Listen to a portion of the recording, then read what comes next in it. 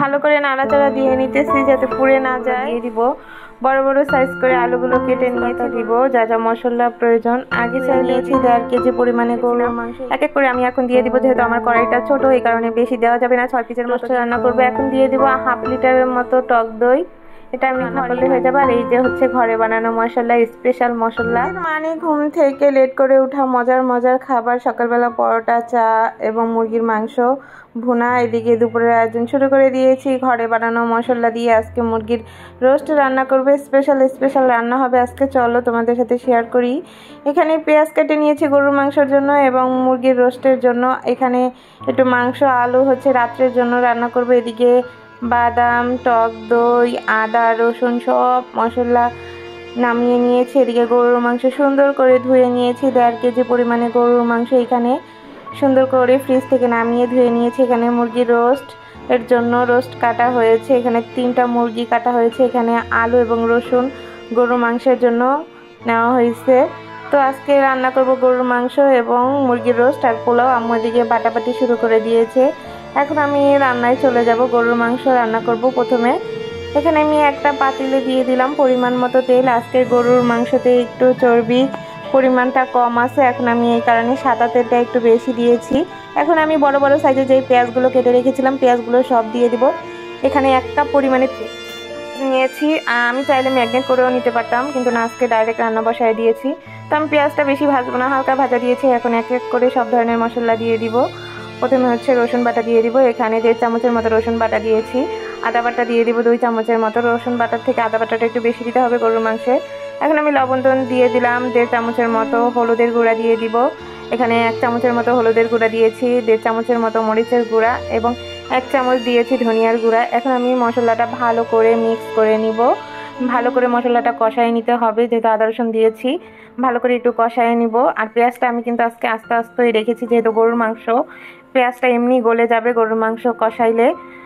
তো আমি পেঁয়াজটা একটু ভেজে নিলাম। এখন আমি গরুর মাংস ধুয়ে রেখে দিয়েছি, সেই গরুর মাংসটা পুরোটা দিয়ে দিব। এখানে একটু পানি সহকারেই দিয়েছি, কারণ এই পানিতেই আমি আজকে গরুর মাংস কষায় ফেলবো। পরে হচ্ছে ঝোল দিয়ে দিব ডাইরেক্ট, আর কোনো পানি দিয়ে কষাবো না। তো আমি এটা এখন ঢেকে দিব। এখন আমি 10 মিনিট পর চলে আসলাম। আমার গরুর মাংসটা কিন্তু ফুটে উঠেছে। এখন আমি মশলা দিয়ে দিব। এলাচ দিয়ে দিলাম, দারচিনি দিব, তেজপাতা দিব, যা যা মশলা প্রয়োজন। আগে চাইলেও দিতে পারতাম, কিন্তু আমি একটু পরেই এই মশলা ঘ্রাণের জন্য। এখন আমি এগুলো দিয়ে একটু ঢেকে দিব। তো 5 মিনিট পর আসলাম। এসে আমি এখন এটা ভালো করে একটু নাড়াচাড়া দিয়ে দিব। মাংস থেকে কিন্তু প্রচুর পরিমাণে পানি বের হয়েছে, আমার আর কোনো পানি অ্যাড করতে হবে না। এখন আমি এটা ঢেকে দিলাম। তো এই যে আমি রসুন দিয়ে দিলাম। এখন রসুনগুলো দিয়ে একটু ভালোভাবে নেড়ে চেড়ে নিব, নাহলে রসুনগুলো সিদ্ধ হবে না। রসুন কিন্তু আস্ত রসুন সিদ্ধ হতে অনেকটা সময় লাগে। আর গরুর মাংস দিয়ে রসুন কিন্তু খুবই ভালো লাগে খেতে, আপনারা ট্রাই করে দেখতে পারেন। আমরা তো মুরগির মাংসতেও এখন রসুন দেই। তো আমি এটা একটু নাড়াচাড়া দিয়ে এখন আলুগুলো দিয়ে দিব। বড় বড় সাইজ করে আলুগুলো কেটে নিয়েছি। গরুর মাংসের আলুর সাইজটা একটু বড় দিলেই ভালো হয়। এখন আমার মাংসটা কিন্তু অলরেডি কষানো হয়ে গেছে। এখন আমি আলুটা দিয়ে ভালোভাবে একটু নাড়াচাড়া দিয়ে কষায় নিব। আর পানিটা আমি গরম দিয়ে দিচ্ছি গরুর মাংসের জন্য। ভালোভাবে নাড়াচাড়া দিয়ে নিয়েছি। এখন আমি ঝোলটা দিয়ে দিব, একদম গরম পানি। আমার গরুর মাংসটা অলরেডি অর্ধেক সিদ্ধ হয়ে গেছে, আর আলুটা এমনিতেই সিদ্ধ হয়ে যাবে গরুর মাংসের সাথে। গরম পানিটা দিয়ে দেওয়ার সাথে সাথেই কিন্তু ফুটে উঠছে। এখন আমি এটা ঢেকে দিব। আপনারা যদি ঠান্ডা পানি দেন তাহলে কিন্তু গরুর মাংসটা সিদ্ধ হবে না। তো এই যে আমার মাংসটা হয়ে গেছে, একদম ফুটে উঠছে। আমি আর 5 মিনিটের মতো রান্না করে নামিয়ে নিব। এখন আমি রোস্টটা ভেজে নেব। মুরগিটা ধুয়ে সুন্দর করে পানি ঝরিয়ে নিয়েছি। এখন আমি কড়াই দিয়ে দিলাম। কড়াইতে পরিমাণ মতো তেল দিয়েছি। এখন আমি রোস্টটা হচ্ছে একটু হলুদ আর লবণ দিয়ে মেখে রেখেছিলাম। এক এক করে আমি এখন দিয়ে দিব। যেহেতু আমার কড়াইটা ছোট এই কারণে বেশি দেওয়া যাবে না, 6 পিসের মতো দিয়েছি।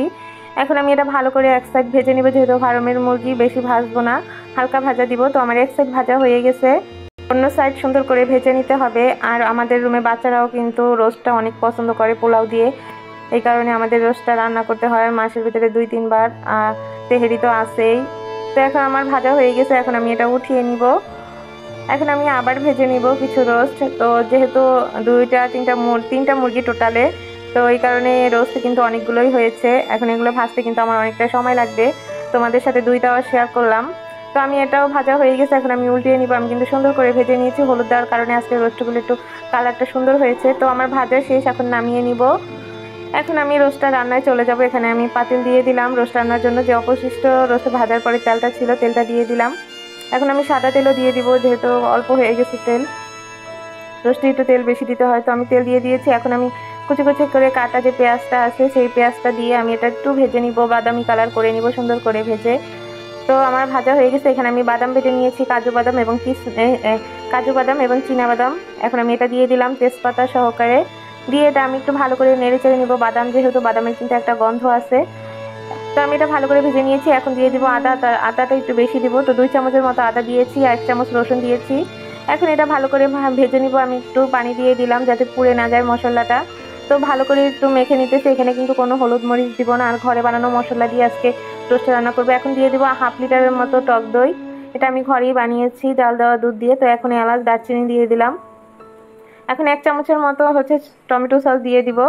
টমেটো সসটা বেশি দেওয়া যাবে না, তাহলে টক হয়ে যাবে। তো এটা দিয়ে আমি একটু নাড়াচাড়া দিলাম। আমার কালারটা কিন্তু অনেক সুন্দর হয়েছে। এখন আমার কষানো অলরেডি শেষ। এখন আমি একটু টেস্টি সল্ট দিয়ে দিলাম আর লবণ দিয়ে দিব এখন পরিমাণ মতো। তো লবণ দিয়ে এটা আমি আরেকটু কষাই নিব। আমার কোনো ধরনের গন্ধ নাই, তো আমার কষানো শেষ। এখন আমি হচ্ছে ভালো করে নেড়ে চেড়ে পানিটা দিয়ে দিব, সমানভাবে হচ্ছে পাতিলের চারো সাইডে মিশিয়ে নিব। এখন আমি কাঁচামরিচ দিয়ে দিলাম 6টার মতো। এখন আমি এক এক করে ভেজে রাখা মাংসগুলো দিয়ে দিতেছি আর নাড়াচাড়া দিতেছি যাতে ভেঙে না যায়। আস্তে আস্তে নাড়াচাড়া দিতে হবে আর ঝোলের সাথে মিশিয়ে দিতে হবে।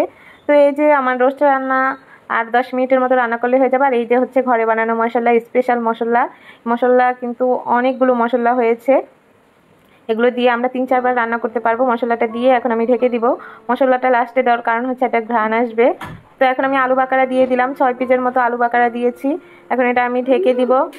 এখন আমি ঢেকে দিলাম। তো এখন আমি লিকুইড দুধ করে নিয়েছি, এখানে ডিপ্লোমা দুধ 3 চামচের মতো লিকুইড করে নিয়েছি গরম পানি দিয়ে। এই দুধটাও দিয়ে দিলাম। এখন আমি একটু ভালো করে নাড়াচাড়া দিয়ে এটা আমি আবার ঢেকে দিব 5 মিনিটের জন্য। তো আমার হয়ে গেল রোস্ট রান্না, একদম ঝোল হয়ে গেছে, সুন্দর একটা ফ্লেভার চলে এসেছে। এখন আমি পাতিলটা সুন্দর করে চারো সাইডে মুছে নিব। চারো সাইডে অনেক পরিমাণে তেল বের হয়েছে, তো এই কারণে ওই তেলটা হচ্ছে সিটে পাতিলটা হচ্ছে মেখে গেছে। তেলটা আমি পরিষ্কার করে নিয়ে তারপরে আমি পোলাও রান্না করব। গরু মাংস এবং রোস্ট রান্না করা শেষ। ঘরে বানানো মশলা দিয়ে আজকে রোস্ট রান্না করেছি। তো এই যে আমার রান্না শেষ, এখন আমি নামিয়ে নিব। তো পোলাওটা রান্না করব। পানি অলরেডি চুলায় দিয়ে দিয়েছি গরম পানি। আর পোলাও রান্না করার জন্য হচ্ছে এখন তেল দিয়ে দিলাম, একটা বড় পাতিলেই রান্না করব। তেলটা আমার গরম হয়ে গেছে। একটা পেঁয়াজ আমি কুচি কুচি করে কেটে নিয়েছি, তো পেঁয়াজটা আমি দিয়ে দিলাম। পেঁয়াজটা এখন ভালো করে একটু ভেজে নিব, হালকা ভাজা দিব, বেশি ভাজবো না। তো এখন আমি চাল হচ্ছে মেপে তারপরে সুন্দর করে ধুয়ে পানি ছড়িয়ে নিয়েছি। এখানে এই চালটা পুরোটা আমি দিয়ে দিব। দিয়ে চালটা আমি একটু ভালো করে ভেজে নিব। পেঁয়াজের সাথে তেলের সাথে ভালো করে ভাজতে হবে, নিচে পোড়া যাবে না।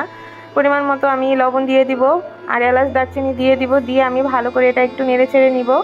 যেহেতু গরম পানি দিয়েছি, ভালো করে ভেজে গরম পানিটা দিয়ে দিলেই কিন্তু হয়ে যাবে।